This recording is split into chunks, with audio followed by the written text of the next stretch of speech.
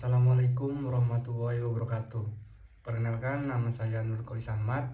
Saya dari Prodi MSP Angkatan 22. NIM saya awalan 22 dan akhiran 65. Di sini saya akan mereview mengenai jurnal dari mata kuliah Biologi Laut. Di sini saya kebagian mengenai review jurnal Nekton pada mamalia di perairan, di mana saya kebagian tema peranan nekton mamalia pada lingkungan. Setelah saya berusaha untuk mencari jurnal di Google Scholar dan website lainnya, saya menentukan bahwasannya saya akan mengkaji lumba-lumba, yang dimana lumba-lumba tersebut menjadi salah satu spesies nekton mamalia yang hidup di perairan. Di sini saya sudah menemukan 3 peranan lumba-lumba pada perairan. Yang pertama yaitu lumba-lumba sebagai predator di perairan dan sekaligus menjaga keseimbangan yang ada di perairan tersebut. Yang kedua, lumba-lumba digunakan sebagai sarana terapi bagi anak-anak yang mengidap penyakit autis.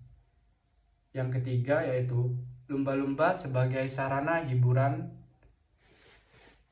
yang ada di wilayah kita, atau tepatnya di negara kita, Indonesia. Yang pertama, mengenai lumba-lumba sebagai predator dan penyeimbang lingkungan, ini terdapat pada jurnal yang berjudul Efektivitas International Whaling Commission atau IWC dalam perburuan lumba-lumba Taiji Drive Hunt di Taiji, Jepang.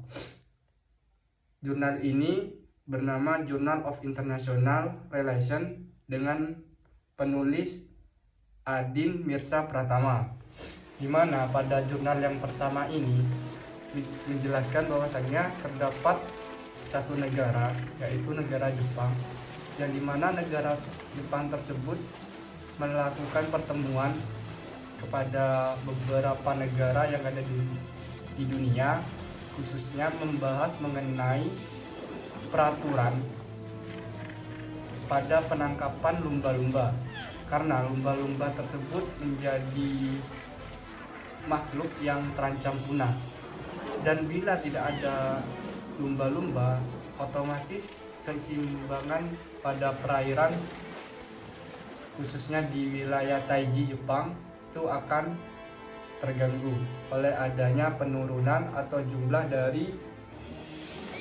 lumba-lumba tersebut. Dan saran dari saya yaitu tidak hanya negara Jepang dan sekutu-sekutunya yang melakukan mengenai lumba-lumba, melainkan seluruh dunia wajib melakukan hal yang serupa agar lumba-lumba yang ada di seluruh dunia ini dapat terjaga keseimbangannya dan jumlahnya tetap aman dan jauh dari kata punah.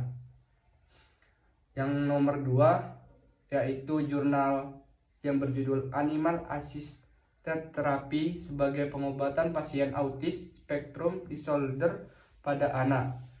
Jurnalnya ini yaitu jurnal keperawatan oleh penulis Jessica Cindy Sirait dan Sinta Melia Desiana.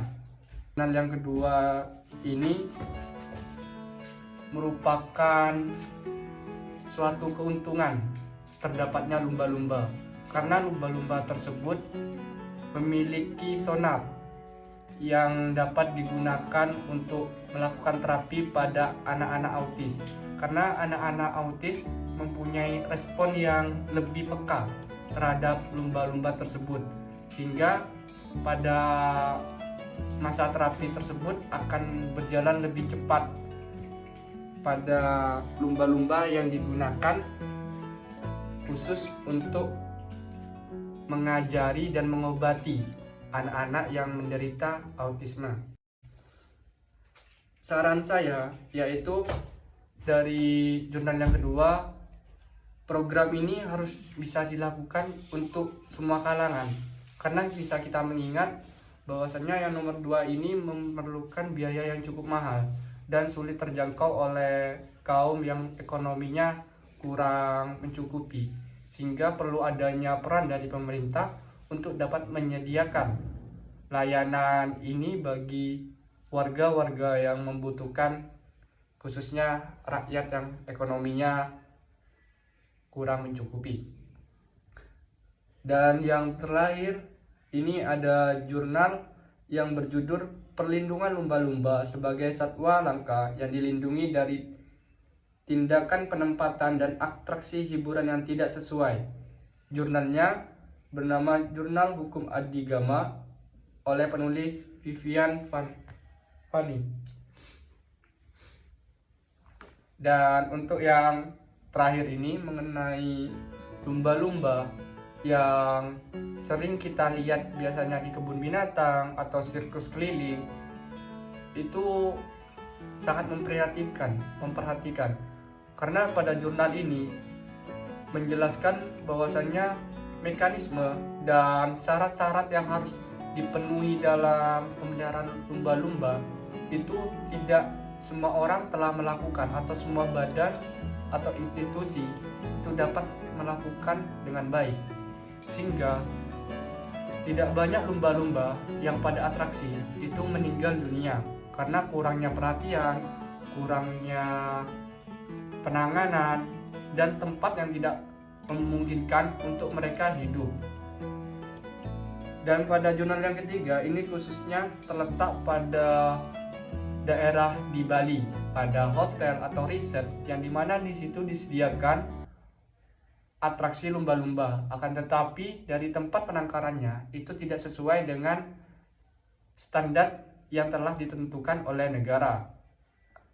Sehingga pada yang nomor 3 ini si penulis itu mencantumkan bahwasannya terdapat undang-undang yang dimana harus ditegakkan dan diperkuat, karena pada zaman sekarang undang-undang yang ditetapkan untuk menjaga lumba-lumba ini dari atraksi atau hiburan yang kurang baik itu masih terlalu lemah, bahkan sering banyak dilakukan sebuah kecurangan agar atraksi tersebut dapat dilakukan dengan biaya yang murah.